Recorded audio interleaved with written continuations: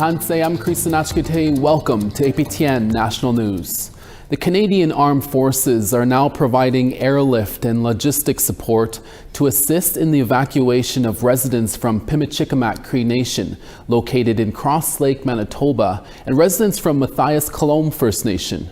Royal Canadian Air Force aircraft departed Winnipeg and Trenton this morning to conduct the air evacuation. 17,500 residents in northern Manitoba are evacuating as a number of wildfires burn closer to their communities. Several First Nations are impacted. Our reporter Sav Jonza has this update on the wildfires plaguing Manitoba. This video shows a clear picture of what Pimicikamak Cree Nation residents are experiencing while fleeing wildfires raging near their northern Manitoba community. It's a long wait to safety with little movement as evacuees waited for a small ferry to cross the river to Norway House Cree Nation and return for more. William Thomas took the footage. It is a pretty historic event that happened, a mass evacuation. Pimicikamak declared a state of emergency and began proactively evacuating some of its 7,000 residents on May 23rd.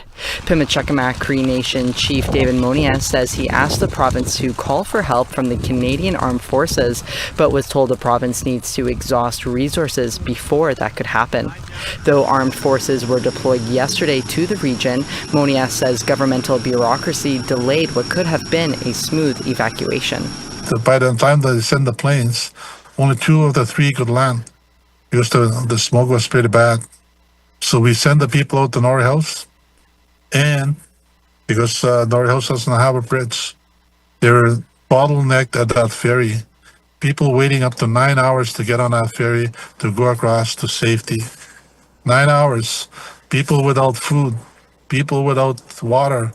It's been a devastating wildfire season throughout the province. Now 17,500 residents from across northern Manitoba are headed south to safety, with the majority en route by car roughly 650 kilometers south to Winnipeg. Community centers, arenas, and soccer fields will be turned into shelters with tents and cots. Premier Wab Kinew says it's the largest evacuation the province has seen in most people's living memory. For the first time, it's not a fire in one region. We have fires in every region at the same time. And that is a sign of a changing climate that we are going to have to adapt to. The area burned so far is almost 3 times the usual size for an entire year, but in just 1 month. First Nations are largely affected due to their rural locations. First Nations leaders met in Winnipeg today to discuss next steps and advocate for their communities. We call upon the whole country to be able to stand with us, because this kind of massive evacuation is unprecedented. It has never happened before. Officials say it's too early to tell how long people will be displaced from their homes, but that the state of emergency will be in effect for 30 days. Sav Jonza, APTN National News, Winnipeg. As of Thursday evening, about 800 residents of the Pimicikamak Cree Nation were still in the community as wildfires have cut off the only road in or out. Another 6,500 people did get out of the community Thursday afternoon and caught the ferry to Norway House Cree Nation, which was only prepared to take in about 1,000 people. To make matters worse, Pimicikamak Chief David Mathias says the community is now in a medical crisis after the nursing station was forced to shut down and the nurses were pulled from the community. The local doctor stayed, but he has no nurses to assist him. Chief Mathias says he is worried for the pregnant women who now have nowhere to go, and they have now set up this makeshift clinic to deliver any possible unexpected babies, treat wounds, and provide essential care. Chief Mathias says he has now spoke with Indigenous Service Minister Mandy Golmasti to provide more money and resources for the community. The chief says the risk of the wildfire remains extremely high with heavy smoke, and the community is running out of food and water. Here's what the chief had to say about the nurses unable to stay. What's happening now is that we are making our own clinic because our nursing station, our health center, they're all locked down. They're closed. They pulled the nurses and threatened to take away their licenses if they stayed. So that's something we didn't like. But we have Dr. Mueller who stayed behind, and the keys were taken away and everything's locked up. So we had to make our own clinic in one of the offices. Meanwhile, in northwestern Manitoba, wildfires have shut down the railroad, highways, and airport at the Mathias Colomb Cree Nation, also known as Puckatawagan, leaving thousands of residents stranded. There were reports of trucks exploding at the airport as the fires were closing in. Combined with hydroelectricity to the community being cut off, band members were describing the situation as, quote, hell on earth. Sources tell APTN National News that military and private helicopters are moving people out of the community as quickly as they can. The wildfire situation in the prairie continues to rage on. Saskatchewan has now called a province-wide state of emergency due to numerous out-of-control wildfires. It's the second province to do so within 24 hours of Manitoba. Alberta Wildfire has issued a red flag warning, meaning wildfires could spread rapidly under the current weather conditions. More than 20,000 people have evacuated across the three provinces, around 17,000 in Manitoba alone. This is footage of residents fleeing Pimicikamak Cree Nation, Manitoba, that we showed you earlier in the show, waiting in line for 9 hours without food or water to cross a river by ferry to safety. There are currently 13 out-of-control wildfires in Manitoba, 7 in Saskatchewan, and 29 in Alberta, according to the province's wildfire services. Manitoba has called on the Canadian Armed Forces to help fly people south from its heavily impacted northwest region. Saskatchewan says it may ask the federal government for assistance in the coming days. 15 communities in Saskatchewan have evacuated already. Several First Nations in all three provinces are near wildfire zones. Crews also continue to battle wildfires near Churchill Falls in Labrador.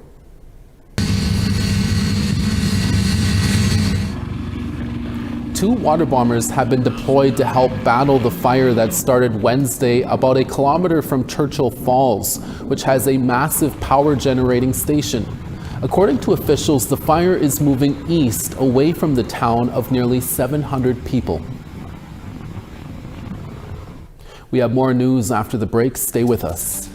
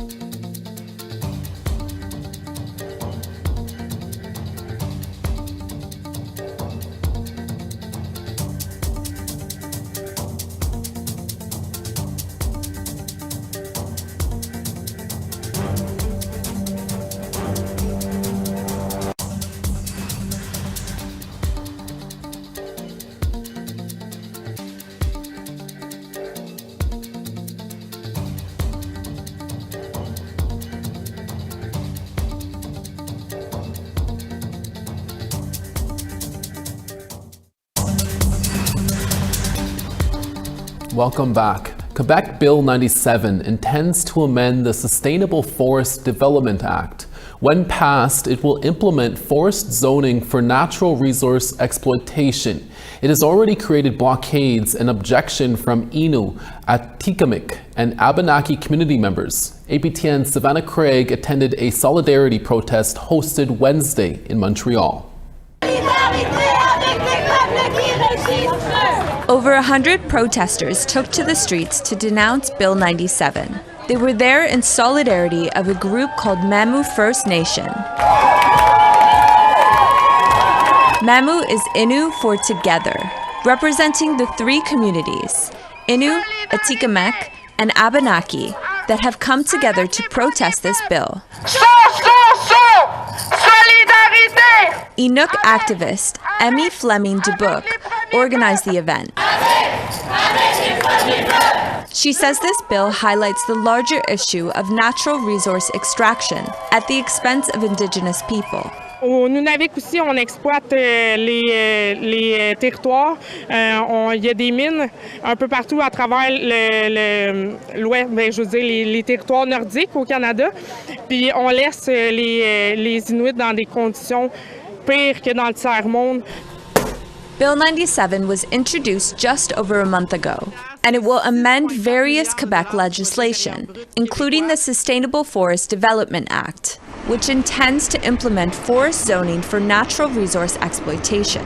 The bill says it will consider conservation measures and apply sustainable forest management, but those opposed to the bill say it's harmful to Indigenous land. Pendant qu'on parle de crise climatique, eux, ils accélèrent la destruction.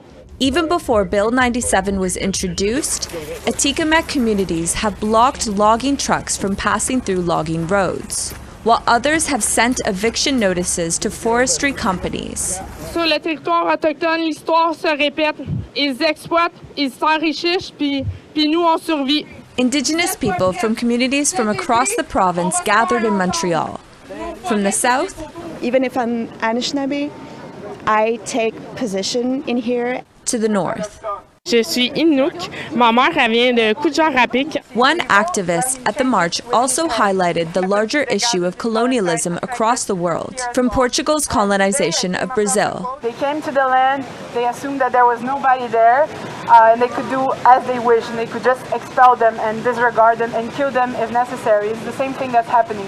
Fleming Dubuc says this is not just an issue for Indigenous people, but for all Quebecers. Les Québécois, Québécoises devraient se joindre parce que c'est 30% de nos forêts ici qui vont être exploitées, qui vont avoir des impacts sur notre environnement. APTN News reached out to Quebec's Minister of Natural Resources for an interview, but we did not receive a response by our deadline. Savannah Craig, APTN National News, Montreal. To the East Coast now, a new exhibit in Halifax features a mythical Mi'kmaq sea serpent that is connecting youth with their culture. CTV's Brianne Foley brings us the story. It's a shapeshifter, and it will randomly appear to bring you to the world underneath the water if it gets you. Diane Lagavin's exhibit, Fighting the Pimicikamak, is deeply rooted in her Mi'kmaq heritage and personal journey. I was raising my grandson Link at the time, and I realized that there was a gap in cultural toys, and especially in Mi'kmaq toys. When children see themselves represented in this way and their stories represented in this way, it becomes an easier way to foster cultural pride. The exhibit is currently featured at the Treaty Space Gallery, where art meets community. We're also trying to make it more into like an Indigenous student center, and Diane's exhibition really combined the two, community joining together and celebrating her, but also having young children running around and picking up the art that's meant to be played with and bringing that joyful spirit into the space. Many of the pieces are designed to be touched, explored, and added to, making this more than an exhibit, but an evolving expression of shared stories. They all sort of look different, and that's because other artists and makers have worked on them as well in order to bring forward their knowledge and their stories. People can add their own story, and I think that's also an important part, that people have a sense of shared story, and it gives them some agency. That collective experience is what helps preserve Mi'kmaq culture. We're in a time of cultural resurgence and revitalization, and people are able to reconnect, but we can't do that without community. Indigenous knowledge is cumulative, and it's important to be able to have that access. And sometimes when you're affected by colonialism in this way, that I am, for instance, when you're not in community. I was raised in Spryfield, so it becomes more difficult. This exhibit appeals to 4 out of 5 of the senses and is on at the Treaty Space Gallery until June 6th, before it moves over to the Zatzman Sportsplex in Dartmouth until the end of the month. Brianne Foley, CTV News, Halifax. We have an actor from the comedy series Acting Good coming up next, who recently spoke to us in studio. We'll be right back.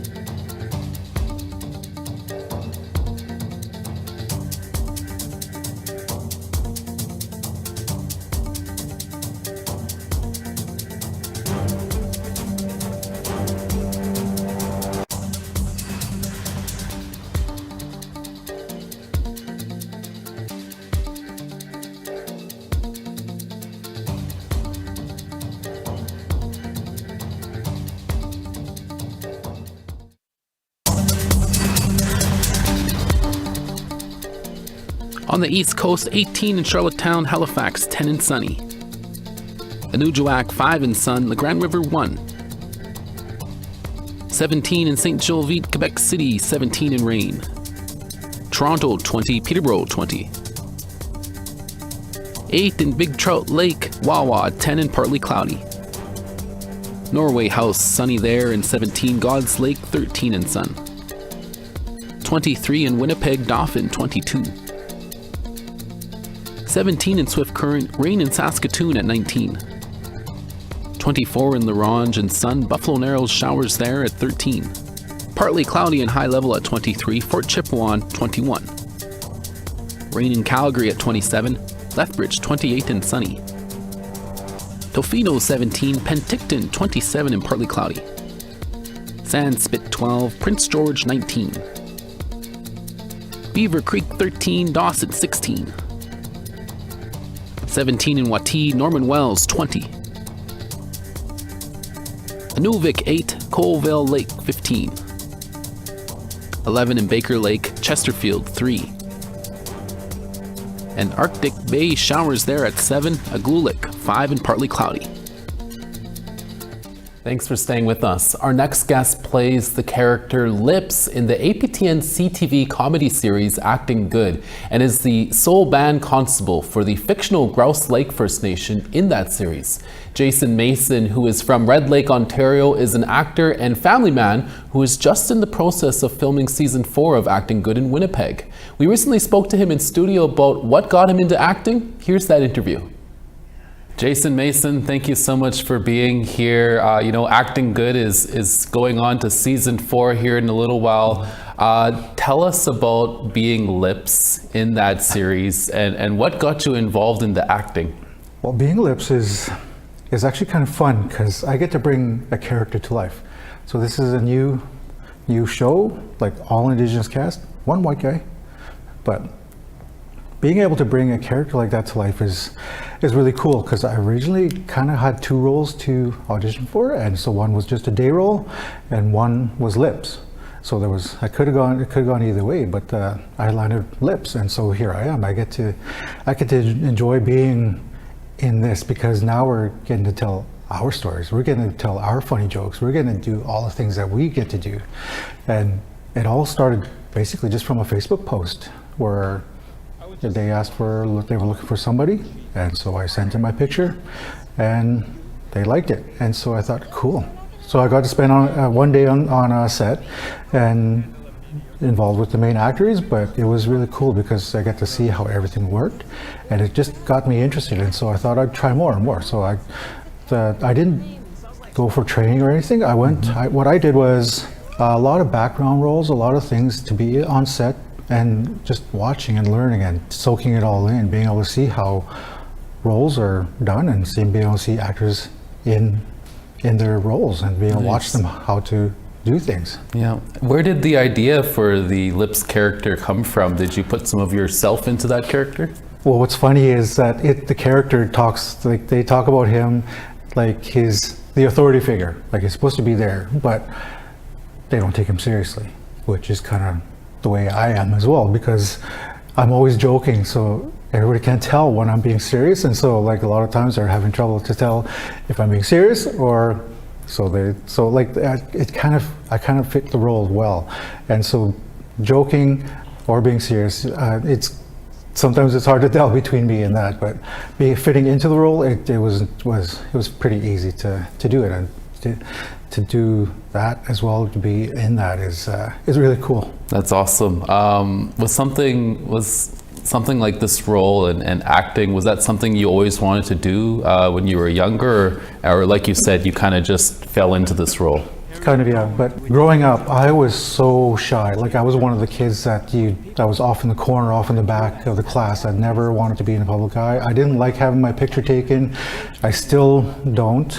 So being in front of the camera is a huge deal for me because I was nervous just to even have my picture taken, and so like doing this, it helps me though, because what my intention is to have the good role model, to have I'm a dad, I'm a husband, I do all the things that I do with like family. We do sit down meals, and like that's the kind of things that I want our youth to see, is that there are dads out there, that are being dads, and that I want to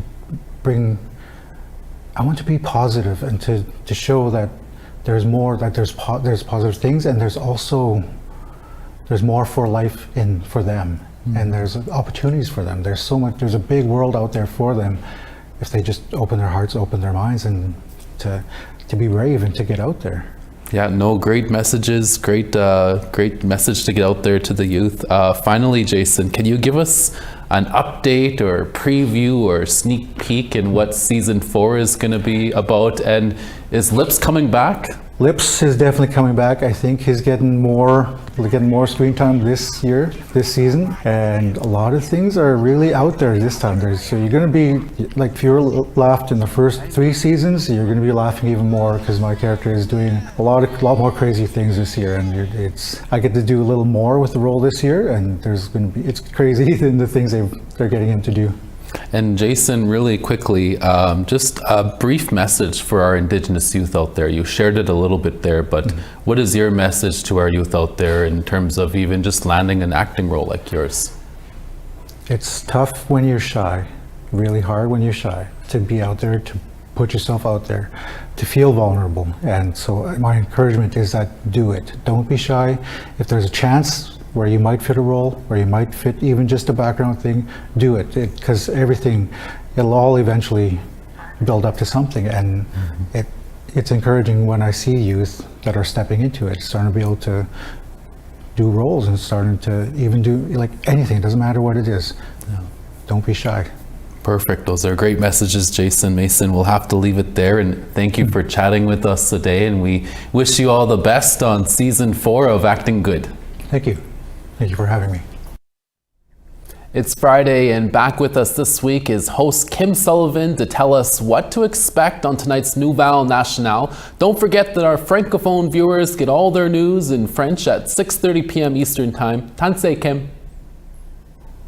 Hey, Creason. I hope everyone is staying safe with all those wildfires. We're lucky here in Quebec. We're going to see a lot of rain this weekend, but there are still areas under extreme risk of forest fires and some open fire restrictions. So we'll definitely talk about that. Yeah, no, that's definitely important information. I'm sure the King also made the cut.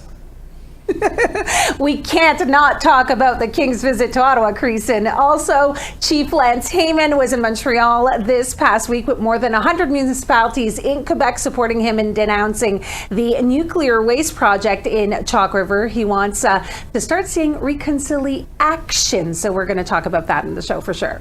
Kim, speaking of chiefs, the former APTN regional chief Ghislain Picard has decided what his next career move is. Yes, for 33 years, he was the chief of APNQL, which is the Association of First Nations of Quebec Labrador. Now he will be an associate professor at a management post-secondary institution that is by and for Indigenous people. So he's very excited about motivating the next generation of leaders. We caught up with him on his nomination night. And Kim, you also caught up with a local ambassador for a fundraiser happening this weekend. Angus Bordeaux, you are going to love him. Ambassador of the local kidney walk. Did you know that First Nations living on reserve are more than 3 times more likely to be affected by diabetes, which of course is one of the main causes of renal failure. So he wants dialysis access in the community. We all know it's difficult. We have a report on that and his desire to create change. And he is one special little guy. And let's not forget you have 2 very special guests in studio. Remind us when to watch. Well, if you have yet to see the movie Pimicikamak Son, put it on your watch list because they received so many awards, the latest being 2 nominations at the Canadian Screen Awards for Best Acting, and those actors will be in studio. And I'm reminding you to watch tonight at 6:30 Eastern. Thanks so much, Kim. And that's your daytime newscast for this Friday. Our Dennis Ward is back again for your evening newscast in a few hours. Please join us then. From all of us at APTN National News Daytime, hi miigwech masicho kwana. Thank you for watching, and we'll see you again next Monday. Have a safe weekend and prayers for all the people in the northern regions as they continue to be impacted by the wildfires. Excellent.